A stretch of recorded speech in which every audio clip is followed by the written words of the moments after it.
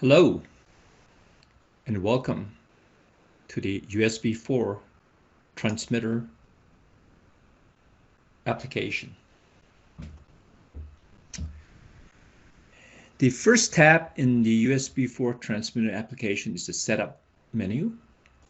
In this menu, you can choose to pick a device or host, or if you have a 1 or 2 port device, and you can test one or both lanes at the same time, which saves you a lot of time from configuration and reconfiguration.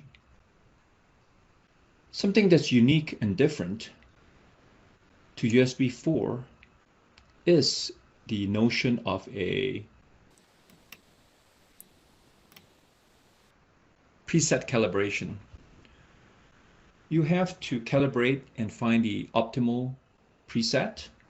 You only have to do it once in the beginning, and once you've determined what the optimal preset is, you need to program it into your DUT. In this example, we have come up with preset 2. What's also unique for USB4 testing is the CTLE calibration and optimization. You have to only run it once on your test channel in DUT, and once you have decided what it is, in this case, you can set it to 5 dB. And finally, in the latest version of the proposed CTS, you have to de-embed the cable in the test. So that's something that needs to be done also. The next step is to select the tests you want. Many of these are very familiar. The rise and fall time tests, the SSC test, the common mode voltage test, the jitter test. What's some of the new ones, for example, are the uncorrelated jitter measurements and the electrical idle test. Those may be different for some of you. The next is the configuration menu. Since the CTS is still not released and it will continue to evolve, there are a number of very specialized settings that you may have to do to customize the USB4 application for your specific test environment. And should the CTS change, we need to adapt to those changes. And finally, you may have custom products that require specialized settings. So that's the purpose of the configuration menu. The next tab is the connection diagram. I'll talk a little bit more about this as we run the test, because you will see some things here that are different from USB 3.2. For example, you see the notion of a controller. You see some additional connections. These are the crosstalk connections, which I'll talk about shortly. So once you have the tests selected, all you have to do is run the test. And so as this is running, I see a different menu here, which I need to remove.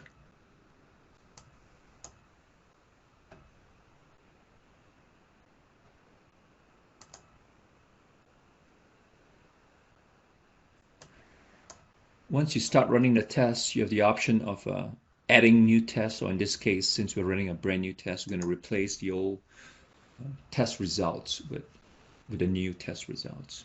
Okay. So I'll go back to the configuration diagram now to kind of explain to you what's happening in this setup.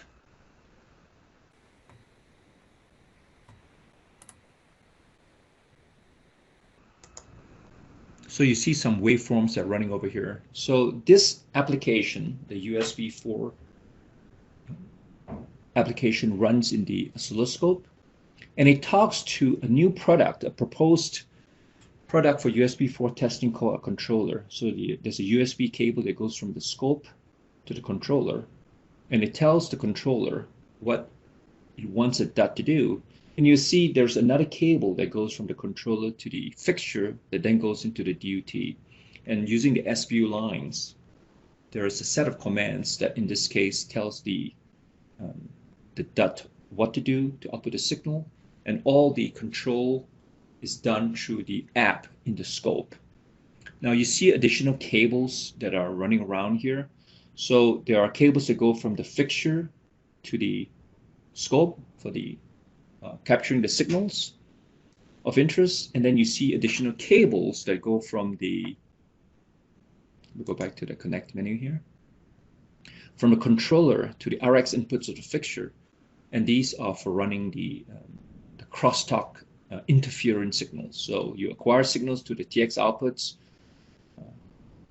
2 or 4 channels for 1 or 2 lanes, but you also have these crosstalk signals that go from this proposed controller to the proposed fixture